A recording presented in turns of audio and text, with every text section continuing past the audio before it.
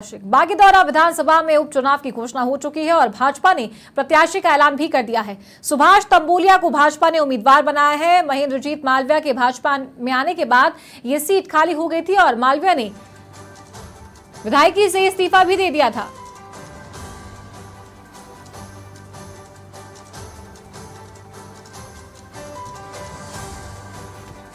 तो आज भाजपा ने बागीदौरा से सुभाष तंबोलिया को अपना उम्मीदवार घोषित कर दिया है। बागीदौरा में उपचुनाव होने वाले हैं क्योंकि महेंद्रजीत मालविया यहां से विधायक थे कांग्रेस पार्टी की और उन्होंने कांग्रेस का दामन छोड़कर भाजपा की सदस्यता ग्रहण कर ली है और भाजपा ने बांसवाड़ा से उन्हें लोकसभा उम्मीदवार भी घोषित कर दिया है।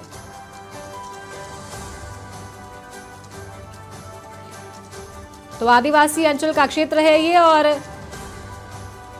महेंद्रजीत मालविया एक बड़ा आदिवासी चेहरा है यहां से, जो भाजपा में अब शामिल हो चुके हैं। बड़ा वोट बैंक उनके साथ में आता है और यहां से भाजपा ने सुभाष तंबोलिया को टिकट दिया है।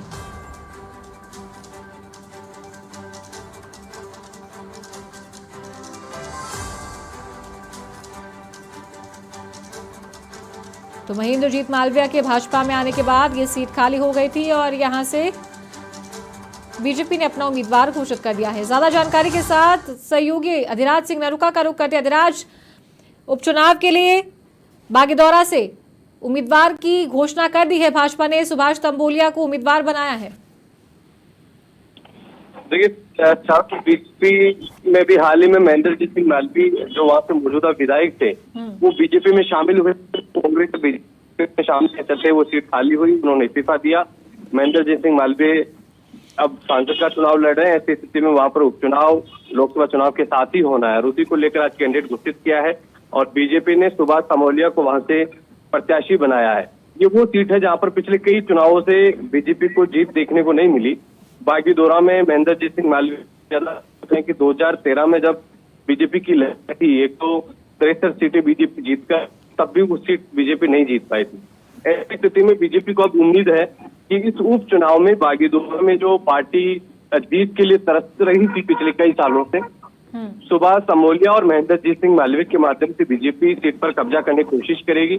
और महेंद्रजीत सिंह मालवीय जो कांग्रेस के लिए वहां पर एक धरोहर के तौर पर थे, वो बीजेपी के साथ है। वहां की पूरी सियासत पूरी तरीके से बदल चुकी है। तो महेंद्रजीत सिंह मालवीय के सामने डबल चुनौती है, एक खुद का चुनाव जीतना और बागीदौरा से बीजेपी को प्रत्याशी को जीताना उनके लिए एक चुनौती है। और ये कह सकते हैं कि एक सियासी समीकरण भी साधने का काम होगा, क्योंकि पार्टी के बाद में कई बार होता है कि अपने गुटबाजी को बढ़ जाती है पार्टी की।